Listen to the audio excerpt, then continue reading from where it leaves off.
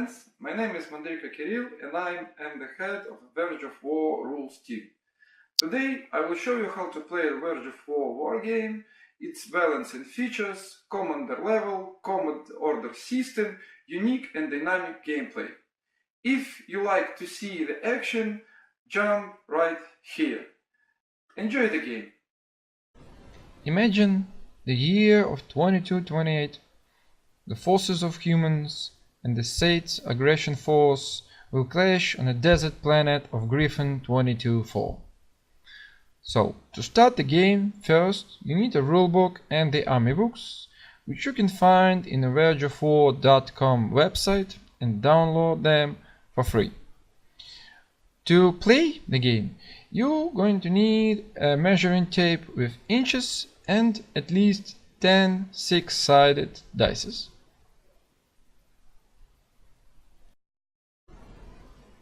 So, firstly choose how many points will your army be. The humans' army will be the 330 points, and the Sate's army will be the same. The exact price for every unit you will find in their army books. So now, we have two armies with equal point sizes and they are ready to play. The next step is to choose how many levels your army commander have, Sate and Lieutenant over here. The army book will help you which skill to choose. Today I will play with 3-level commander, so I decided to give the Lieutenant the following skills. The Lieutenant gets first 2 skills from the Psionic Special Corps chart. It gives him the Marksman Special Ammunition Rifle and the Psionic Shield power that allows him to protect his allies. Also, I will take the third skill from the Noble Wing chart that allows him to give orders to his squire that greatly improve the squire's powers in the game. The Sate commander gets the first skill from the Samika Science Group branch that gives his drones +1 HP. Also, he takes the 2 skill of the Karubu Science Group branch. The first one is the controller drones cost 10 points less, and the second one is that Sate's army have +1 to initiative roll. Though Sate's army do not have any controller drones and the first skill are useless, the Sate is forced to take it because in the Verge of War, when you take any skill, you need to take all previous levels of the same branch. So, to take the needed initiative roll bonus, Sate is forced to take the skill that doesn't work for him. Next step is to choose a mission for a game. To choose a mission, just roll a dice, or to choose the mission you like. For this game, we choose the mission number 5, Kill and Capture. In this mission, we have the objective marker in the center of the table, that is very expensive, and we need to kill each other as much as possible. To claim the victory points for the objective, the friendly model must control it at the end of the game, and there must be no enemy models within 4 inches from the objective. Also, if you ended your movement in the base-to-base with the objective and there's no enemy close, the next your activation you can move the objective, but no more than 8 inches per turn.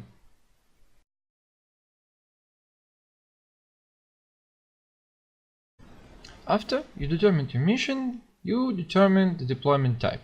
To determine the deployment type, roll a dice or choose the one you like. We rolled the dice, we rolled 1, and the deployment type is trench war. Each player has a deployment of 10 inches on the opposite table edge. For the game less than 500 points, we recommend to use the half of the standard table. Next, you roll for initiative. The winner of the roll-off chooses to go first, or to select a deployment zone and who will deploy the army first. The other player gets whatever benefit the winner did not choose. The humans rolled 5 and the Sates rolls 4. The Sates have +1 to initiative roll command skills, so it's a draw. If you have a draw, just re-roll the dice again. Re-rolling the dice gives us another draw, and we rerolling them again. Now the humans rolled 6 and the Sates rolled 2, so the humans won the roll and choose to go first. The Sates will choose a deployment zone and who will deploy the army first. The humans chooses to go first, so the Sate will choose the left deployment zone and to deploy first. I put the Sate in the center of his deployment zone so that all the units in his army was in his command range. I will place the raptors on flanks so they can run unhindered to the enemy and be in melee as fast as possible. The raptors are predators. They can't shoot, but extremely dangerous in melee combat. I will place the Shock near the Sate in the center of the deployment zone, so he could be as close as possible to the central objective marker and will control it in the middle of the game. The drones are placed near the Raptors units, so the Raptors units will keep in the Sate command range after they advance. Now let's mark the human deployment zone. Humans have 4 units, the lieutenant, squire, 2 astrobone units with drones, 1 with beamer and 1 with anti-tank guided missile launcher. I put the squire in the center of the deployment zone so that he could run as fast as possible to the central objective marker. I will put 1 squad of the astrobone in the bridge so they have a clear passage through the lava river to the center of the table and also be able to shoot any advancing raptors or shock. I will put the lieutenant in the center of his deployment zone so that all of his squads are in his command range and he has a good angle to the raptors units. The second squad of the astrobone I will put on the second floor of the building to provide them with a good viewing angle and protect from the raptors, complicating the raptors the opportunity to get in melee with this infantry. In a Verge of War, units are activated one by one and perform the full set of actions that are available to them and which the player wants to do. A few words about the human army. The human army follows the doctrine of the highly skilled, trained and mobile units armed with heavily firepower to destroy the enemy from afar. The second part of the human's army are the noble house wing. The noble houses are the aristocracy of the human empire ruling over the sectors of the galaxy. Armored in a sophisticated robotic suits called the knight armor and armed with the heavy plasma weapons, they are the first line of the human's army. So, mainly, the human's army are about shooting. Shoot the enemy dead before it comes close, and if it comes close, it will meet the squires and the other knights. That's how a human's army meant and designed to be played. Let's start playing. The humans has the first turn. First, I activated the squire. The range of the squire movement is 6, that is indicated in his characteristic in the army book. So the model can move less than its maximum movement, but no more. To simplify the game process, all measurements are carried out from the basis of the model.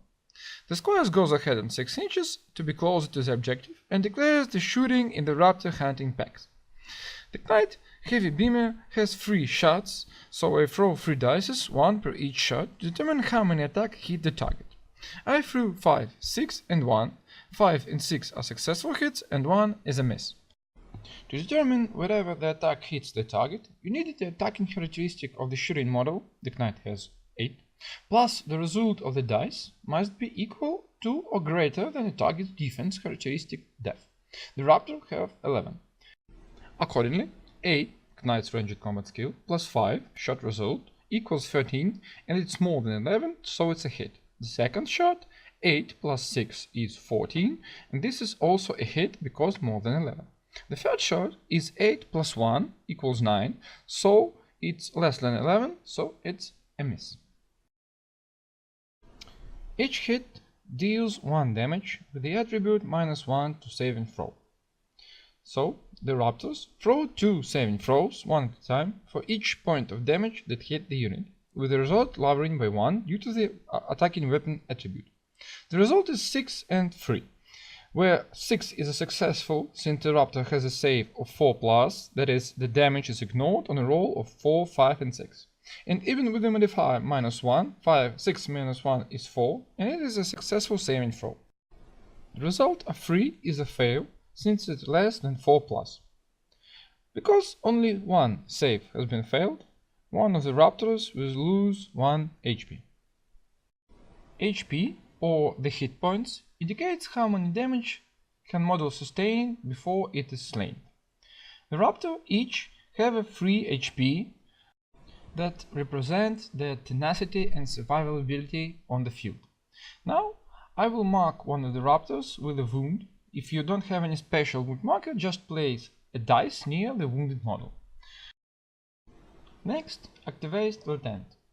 He moves forward for his 6 inches movement, jumping on the stone not to be hit by lava river, so he could shoot the Raptor squad later. Now, the Lieutenant is the commanding model that is the key in the Verge of War wargame. The command models are 3 and are the first model you need to take in your army. The commanding model possesses the command orders, which are the key mechanic in the Verge of War. The command orders, or the orders, is replenishing at the beginning of each round and used to improve various characteristics by 1 or opens access to the use of special skills. The combining of the special skills and the characteristic improvements are the key to victory in the Verge of War. The Lieutenant has 2 orders and the command range of 20 inches, and he gives his orders to the units of Astroborn. The first unit on the bridge have +2 ranged combat to improve their shooting, and the unit in the house has the same order plus ranged combat. It is within 20 inches, so they receive the order. After giving the orders, the Lieutenant shoots in the Raptor units into which the squire has fired previously. For the commander level that the Lieutenant took before the game, he has a marksman rifle with special ammunition and therefore makes 2 shots with damage 2 and modifier -1. The Lieutenant's ranged combat is 9 and the defense on Raptors is 11, so the Lieutenant shots hits on a roll of 2 or more. The Lieutenant rolls 3 and 4, so the both shot hits. Due to the damage and the attribute of the attacking weapon, the Raptor must throw 4 saving throws with the attribute -1 to save. So the Raptor rolls 3 6s and 5, so perfectly saving all the damage and receives no wound. Just like they don't care, even. Well, you see the dices. It's a roll, no fake, no cheating. Honest dice roll of 3 6s and 5. Activating the unit in house now. The range of the assault rifle the Astroborn are armed is 24 inches, so it's not enough to hit the Raptors or any unit in the Sate deployment zone. The range of the anti-tank guided missile is 36 inches, and he has enough range for any target. One of the Astroborn takes the drone under the control for better shooting and declares that he will shoot at the shock. The base ranged combat of the drone is 6, but he was taken under the control of the Astroborn, in which ranged combat is 8. +1 for the order given, +1 for the special rule of the Astroborn, and so at the end it's 10. The defense of the shock is 20, so the Astroborn unit should throw 2 or more to hit. The anti-tank guided missile has 1 shot and it hits, and has a damage of 3 and attribute -2 to saving throw. Shark must throw 3 saving throws, as the damage of the rocket is 3. I will roll 3 dice at once to fasten the game. And throws 1 success and 2 fails. The shock base save is 2+, so the 1 is a fail because it's less than 2+. The 3 is a fail because the modifier of -2. So the shock received 2 wounds and got the 10 more HP left. The last to activate is the unit of the Astroborn on the bridge. It has moved 6 inches, so it moves forward to be within a range of its ranged weapon and shoot the unit of raptors. The drone in this unit are armed with a heavy beamer with a range of 24 inches, and only his weapon has enough range to shoot the raptors. The drone base ranged combat is 6, like his brother in the previous unit, but he's under control of the Astroborn, so his ranged combat is now 8. +1 for the order, and it's 9. The Astroborn special ability didn't work this time because of the unit moving. So to hit the Raptor's defense of 11, they need to roll 2 or more. The drone's heavy beamer has 4 shots, so I will roll 4 dice where the only one is a miss. The drone rolls 3 successes, rolling 3, 4 and 5, and 1 shot missed because of the roll of 1. So the Raptor must roll 3 armor save because the damage of the heavy beamer is 1 with no attribute, so the saves will be 4+.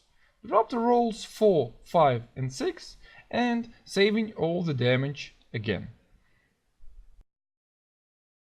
Once all units has been activated, the player turns end. So, because of the spectacular saving throws from the Raptors, the human army only managed to get 1 damage to one of the Raptor squads. And now we are moving to the Sate side. Now let's start the first turn of the Sate aggression force. Sates are playing different playstyles, but this particular army is about fast-moving melee combat units. First, I will activate the Sate commander and his drones. The Sate has 3 command orders that indicated in his profile in the army book, and he will use them all. The first order he gives to himself, and it's about the using of special skills. The other 2 orders are given to the Raptors hunting packs and gives them +1 defense that will protect them from the enemy shooting at the next turn. After giving the orders, the Sate and his drones declares run. The Sate moves up to 5 inches for the cover, and the drones go forward by 20 inches to maximize the Sate command range because they work it as repeaters. Sate and his drones are protected by a special defensive field that does not allow enemies to shoot at them from afar.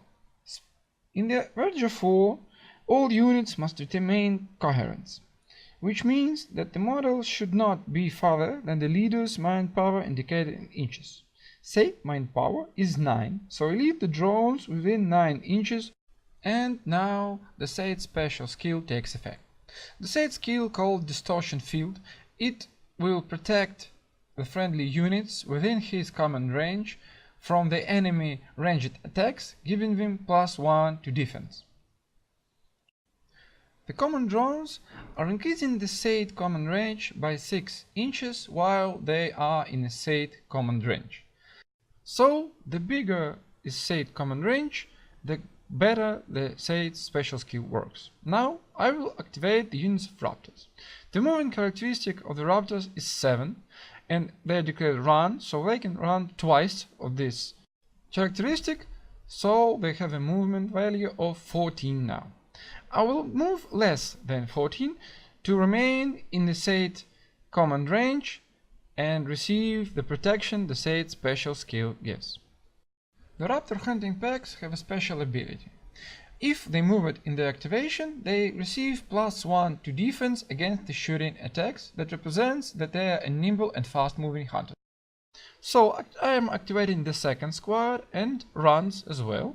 I am running less than 40 inches to remain in the Sate's special skill area and receive the total protection of 14. The Shulk has the movement value of 5, so he can run 10 inches, and he is running after raptors as fast as he can. As a result of this turn, the Sate's army advanced in half of the table and are well protected from shooting because of the Sate's special skills. The Shulk has a protection against the shooting of 13 defense thanks to the camouflage system integrated in his armor, which gives him +2 defense against the shooting attacks, and the special skills of Sate, which gives him another +1. And the Raptors have a huge defense of 14, that is the base 11, +1 for their special ability, +1 for the Sate special skill, and +1 for the order given by the Sate. So, the Sate army are well protected and are ready for the next round.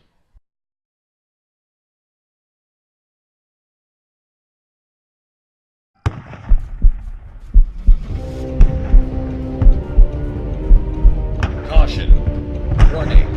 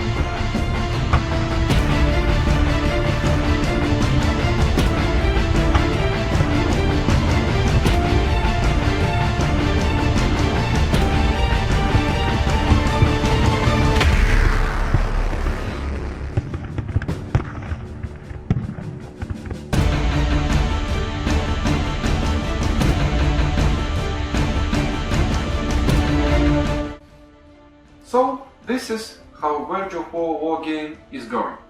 The Sates have won the match, brutally sacrificing all of their allies just like they do it and meant to do it. The people, humans, have successfully destroyed all of the Sate's forces, but failed to achieve the mission objective and take the point. So a few unlucky moments, like the Shark who failed his special skill headbutt roll, or Raptors that failed all of their saves in the turn 3 or 4. But after all, the luck was on the Sate side, and they have successfully evaded all of the human shots in the last turns that allowed them to win, and the drone have survived with the 1 extra wounds that he achieved for the Sate's, one of the Sate's special levels. Thank you for watching, good luck, and play the Verge of War wargame. Happy gaming!